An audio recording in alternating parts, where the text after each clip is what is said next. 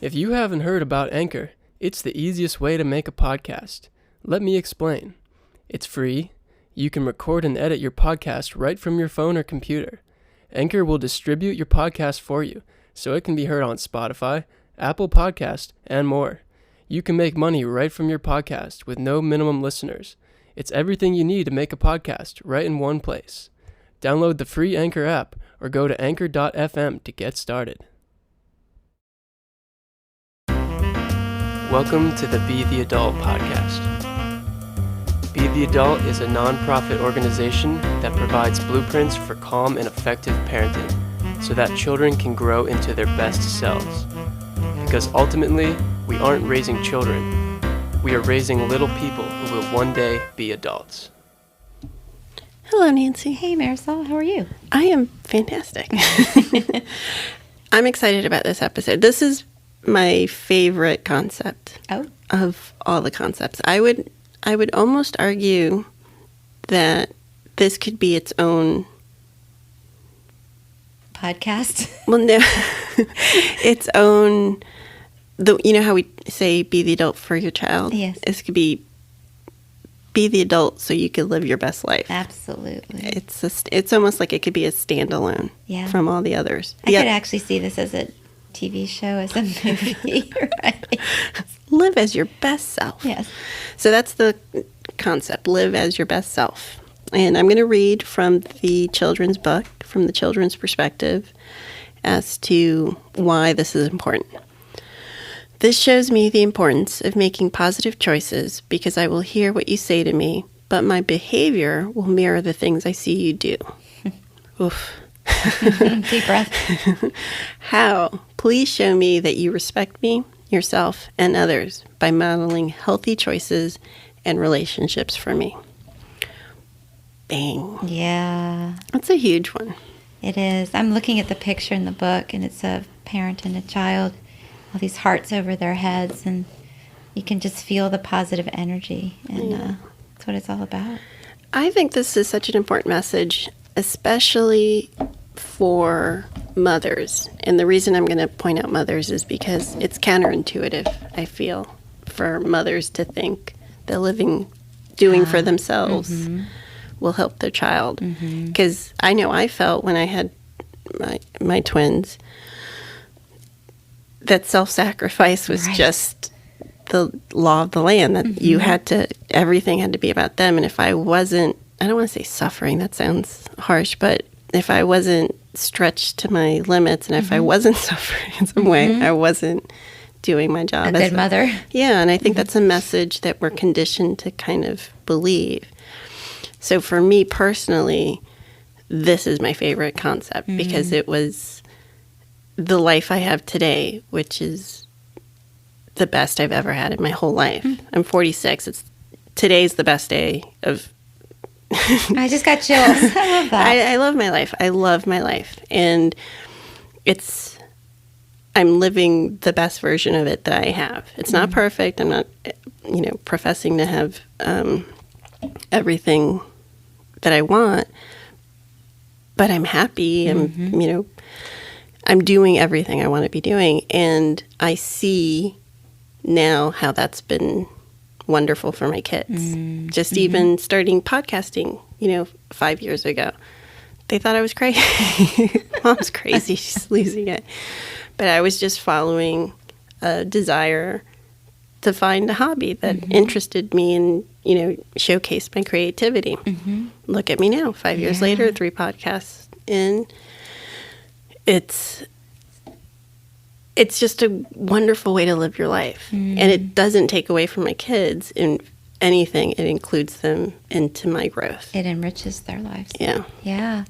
So I'm very passionate about this one. Yeah, if we come back to that metaphor of the water that we talked about at the beginning podcast, right?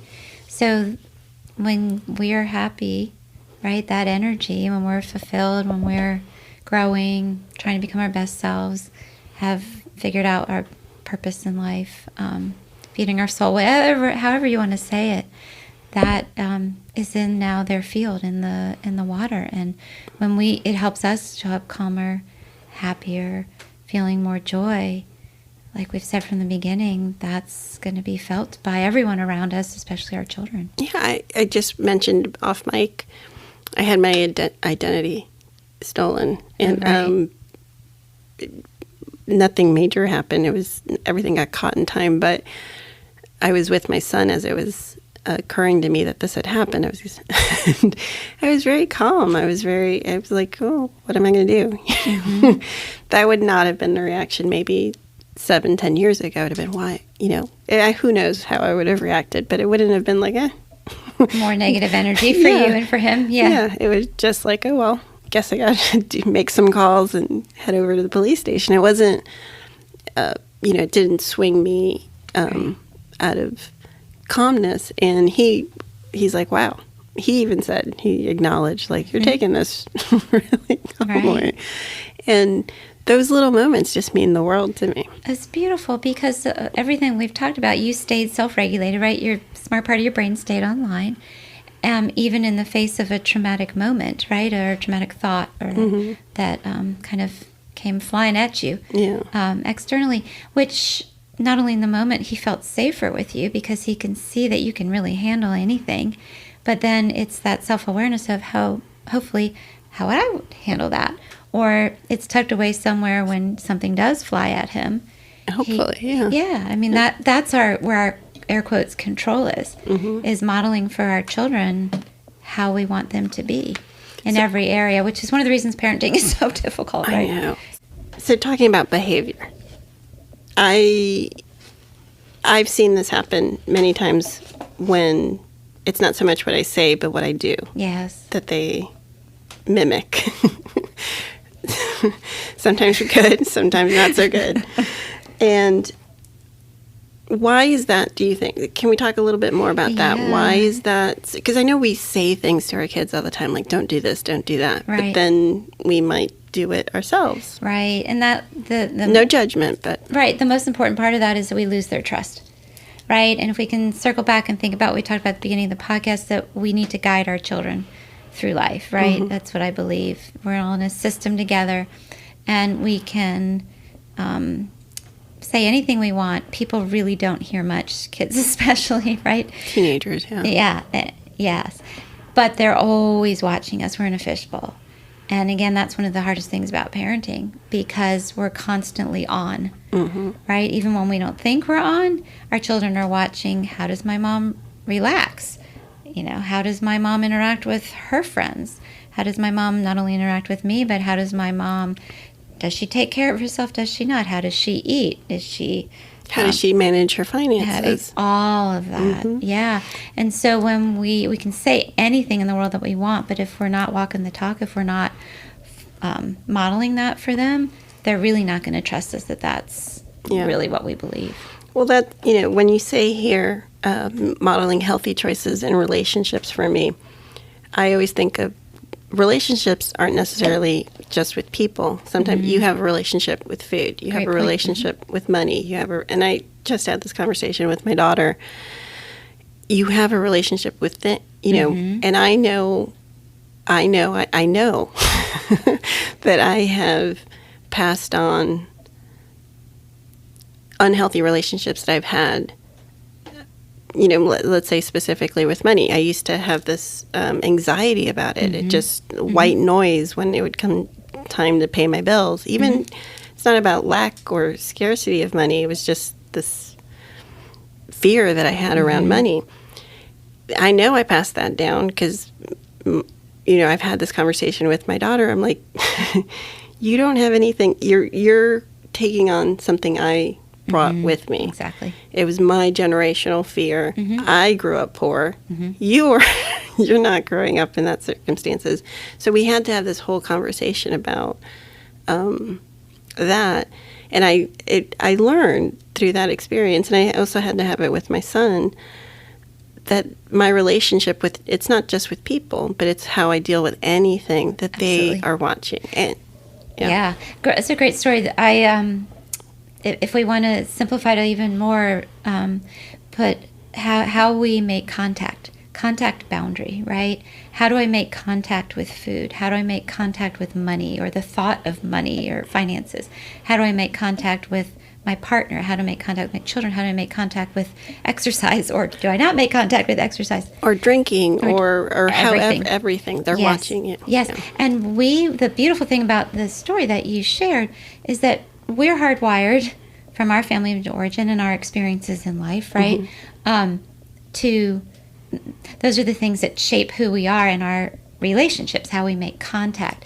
And I always like to think we put on these glasses, and maybe your relationship with money, I was going to say colored green, but let's just say maybe there's like black smoke on those glasses that you look through. I would say like thick mud used to be on. Okay. I didn't want to see. I didn't want to. Yeah, I mean, we all have our stuff, right? And so if we can be aware of, my relationship, the way I make contact with these various things is partly reality, and it's also part how I grew up, what was modeled for me. Some things I'm aware of and some things that I'm not, right? What are my rules of life that I brought with me? Which ones still take good care of me now, and which ones get in my way? And then owning that, having that awareness, owning it ourselves, coming up with a plan to work through it, right? What we call increase our awareness, functioning around in a plan. And then what you did, you talked to your kids about it, which is beautiful. I did more than talk. I went to therapy with my son. And I remember. That's the ideal. Good job. Oh yes. my gosh. It's always the mother's fault. No, I'm kidding. That's just my little Freudian joke. But I remember saying that, that's when I identified that I was like, oh, they have anxiety and stress over the way my anxiety and stress, which mine wasn't even real. It was really based on growing up, in a socially, economically difficult environment. It wasn't my reality today, but, I was feeling those things. Well, your body remembered that. Yes. Right? And so your body was messing with you. Yeah, and I'm, in my other podcast, I realized I was not alone in having fears about money when people would called and would tell us. Right. So I feel okay to share that. Right. It how I was managing money, how I was, what my relationship with money was needed me to sit down, find calm, learn. I mean, it wasn't an instant. It was years of work. But my kids have seen that. Yeah. And they've seen the failures and they've seen the successes. And we've had the conversation. Like, my son, they're twins. He took the opposite of my actions and decided he was going to have a very healthy relationship with money. Sure. And then my daughter was sort of, this is a few years ago, mirroring my fears around money. She would be really concerned about what her career choices were going to be. And she was probably still in middle school at the time because this would not make enough money. And I was like, no, those fears aren't, I'm not trying to say you shouldn't consider money as far as your career choices, but the fear she had around it was not shouldn't drive necessary. It. Yeah, it wasn't necessary in that point in the conversation. And she would always have so much anxiety about it. And I was like, that's me. I know I've passed that on to you. It's a gift you gave her, right? So I've had to work really hard to have a healthy relationship with money, to appreciate money, be grateful for it, and not have this constant fear that I was going to be homeless and, not have it. Which we could fill in money, food, anything. Anything. Yeah, and so I'm picturing, like, you handed your daughter a gift. And like, that gift is kind of smelly and maybe it was kind of rotten. We don't want you to hold on to that gift. So let's talk about that gift. Let's take the air out of it. Let's reality test it. Let's talk about how not to make fear-based decisions in life and more strength-based and all of that. Which is really, I love what you said about your son kind of all your kids saw your failures and then I hate that word, but kind of your challenges, right? And then more of the strength-based things, which is what they're going to do, right? And so modeling that for them and saying, hey, we're all human, none of us are perfect. I, though, have the awareness that this is something that doesn't take good care of me. I'm going to own it, work through it, which is what I want you to do. So it's all, in my book, good stuff. Yeah. Right? Really clinical term. Yeah. Good stuff, yeah. You're modeling a process of... Yes. And I'm using money as an example, but again, it could be food, it could be alcohol, it could be drugs, it could be how you handle stress, how you handle X, Y. That's the thing about parenting. They're watching everything you're doing. Right. And no, we discussed this from episode 1. Perfection is not attainable because we're human beings. Exactly. I have a story. It was years ago. I was in a group setting. No one was driving. We were in the mountains somewhere, and my kids just really don't see me drink very much at all. It just doesn't take good care of me. And so I had poured, I think, a half a beer. Someone had poured it for me, and I'd taken a sip. And my son, I think he was 7 or 8, he said, "Mom, can I talk to you?" And he pulled me, yeah, you just raised your eyebrows. I can still feel it in my heart. He pulled me aside, and he looked at me so seriously, it was like 7-year-old big eyes, and he's like, "You don't have to give in to peer pressure." I will never forget that. I was like, oh, shit. It's like, this was a choice I was making. I knew I was only going to have a little bit, et cetera, et cetera, et cetera. But I was modeling for him, like, his interpretation was, hey, Mom doesn't usually drink. She's with her friends. She's doing this. She must feel pressure to do so. Oh. Yeah, it was a real teachable moment for me that I've never forgotten. It's amazing what message they get. Mm-hmm. You don't know because it's what their brain creates, the story they create. It's interesting. Yeah, can I bring up another one? And I don't mean to pick on alcohol. In moderation in life, right? It's all good. But so a lot of parents come in and distraught that they've found that no matter how many times they've told their teenager, never get in the car with someone who's drinking, never you get behind the wheel. I mean, they've really done a beautiful job of sharing that. Educating, yeah. Yeah, educating, thank you. And yet they come in distraught because their child did something. And when we start talking about it pretty quickly, in a nice, respectful way, I get curious about what they're modeling. And more often than not, it's just that they're going out to dinner, having a glass of wine or two, coming home, but they're driving home, right? Or people come to the house and have a couple glasses of wine and get in their car and drive home. And on paper, right, there's nothing wrong with it. They're adults making informed decisions. They're legal. But to our children, in that moment, right, in the brains that they're operating with, just teenagers, then in a split second, well, Mom's a good person, Mom's okay, and she has alcohol, gets in the car and drives. Mm-hmm. And so that's the kind of stuff. I don't mean to increase everyone's anxiety, but it's really looking inward at everything that we do and asking ourselves, does this take good care of me? And is my awareness of my children watching this that will take good care of them? Mm-hmm. And if I'm not sure, putting it out there and having these discussions like you did with your children. Yeah, I want to stress that it's, for me, in my parenting style, it's progress, not perfection. Exactly. Because great way to say that. I have given them ample opportunities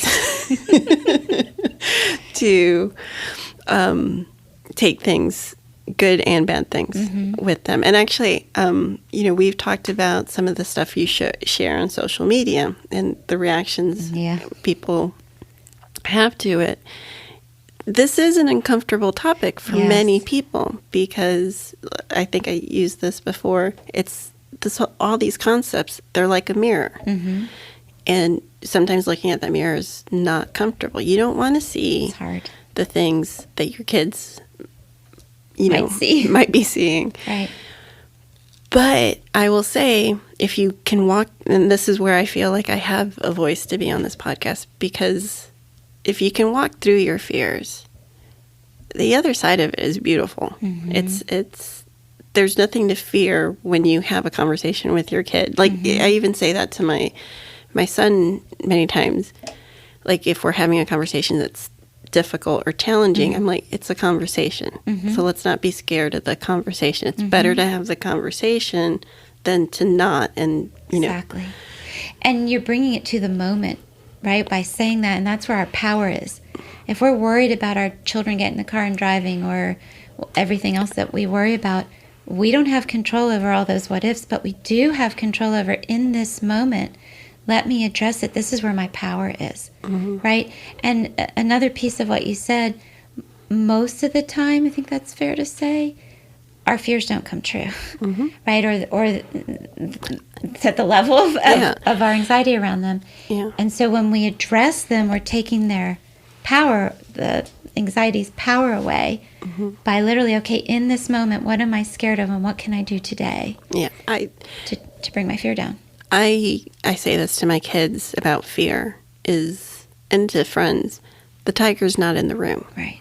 And what I mean by that is fear is this natural reaction biologically that we have to keep us air safe. Safe, yeah.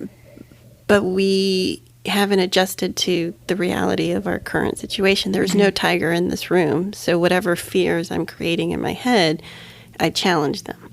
Yes, which feeds into so much of what we talked about, which feeds our brains going offline and getting reactive and screaming or whatever else we do, kind of going nuts.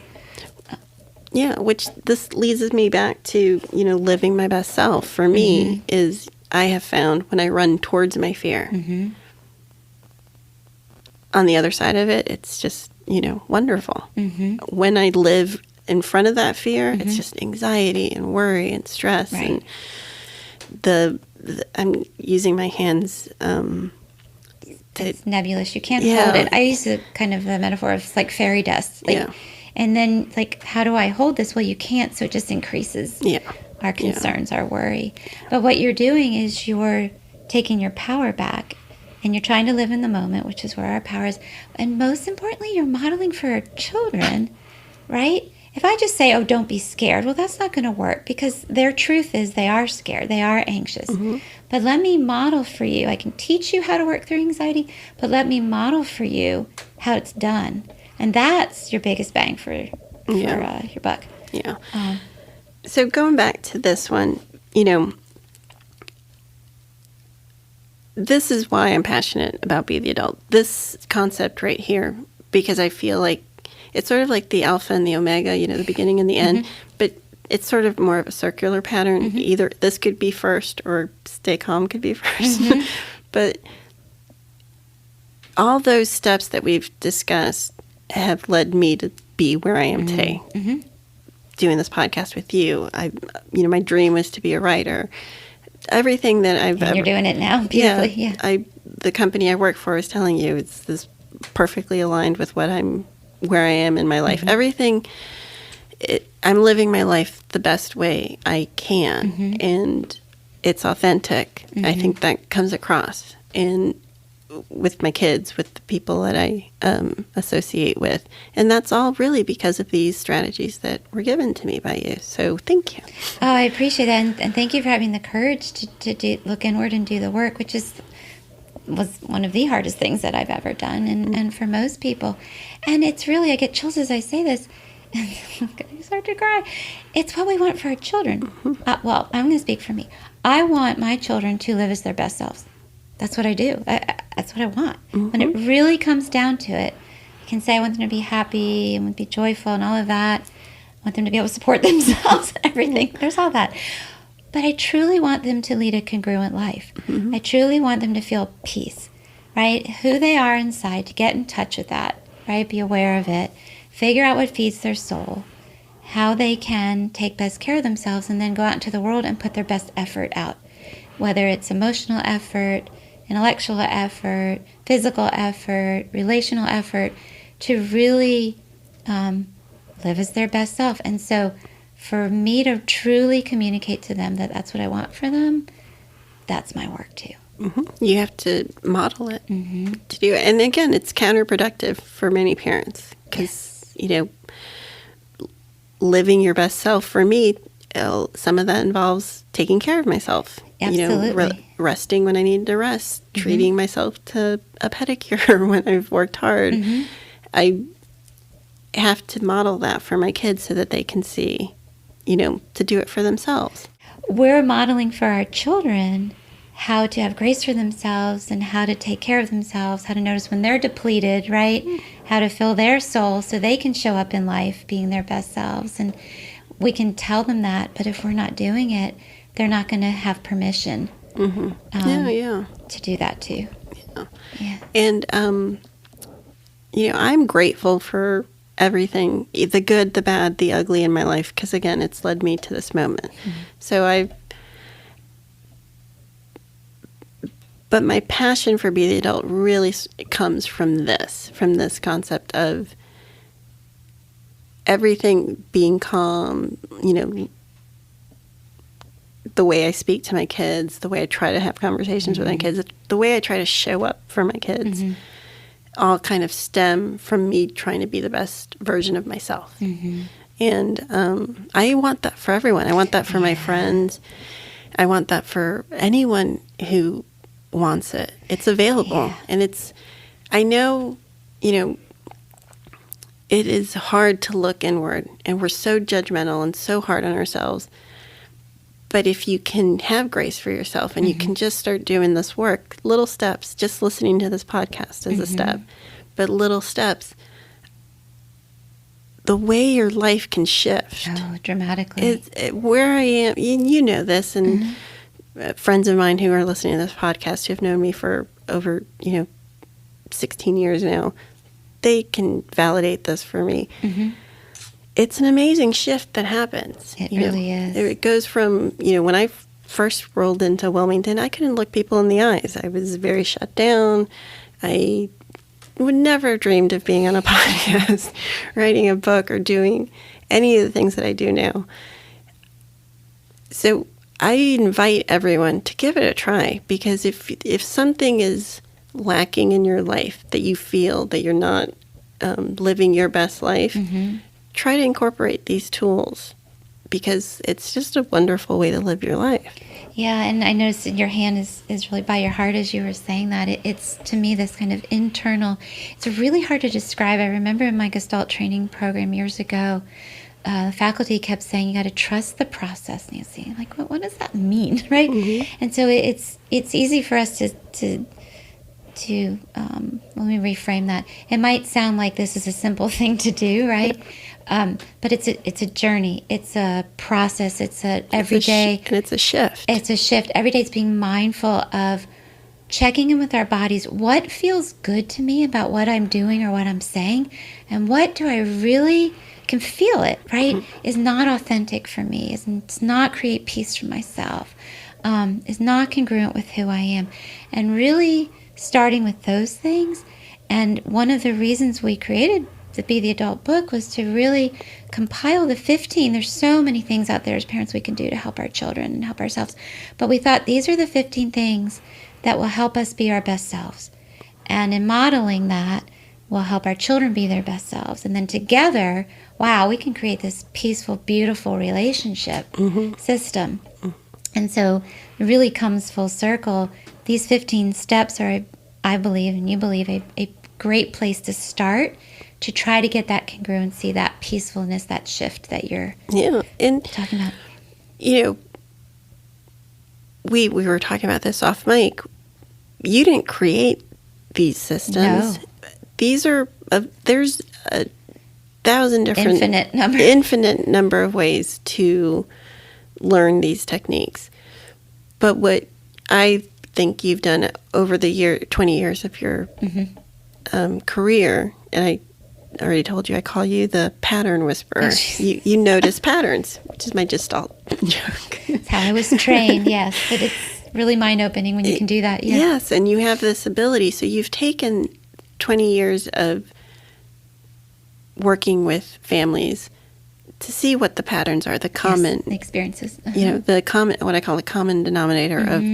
And so why we offer this program, why it's a nonprofit, why we want to get it out to as many people as possible is whomever is listening that this can actually help. That's one person plus their family. Yes. It's like a domino effect. Yeah, and then we're living it, we're modeling it, then hopefully our children will live it and model it for their friends, their partners someday, then their children, and that's how we're trying to create change. I always say kind of one parent at a time.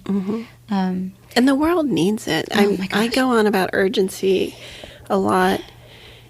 The reason I'm very passionate about Be the Adult, and my friends will tell you, as I hit them up constantly to support us. to support us, is I see what it did for me. They've seen what it has done for me, for my family. They know the struggles I've come from, I still encounter. And if it wasn't for these concepts, Lord knows where I'd be. Thank really. you. So Thank you. I feel the same way. I've come from a very different background, but I too had to learn how to show up more adult. And I've been watching my children benefit from it besides me, and I'm thankful for that.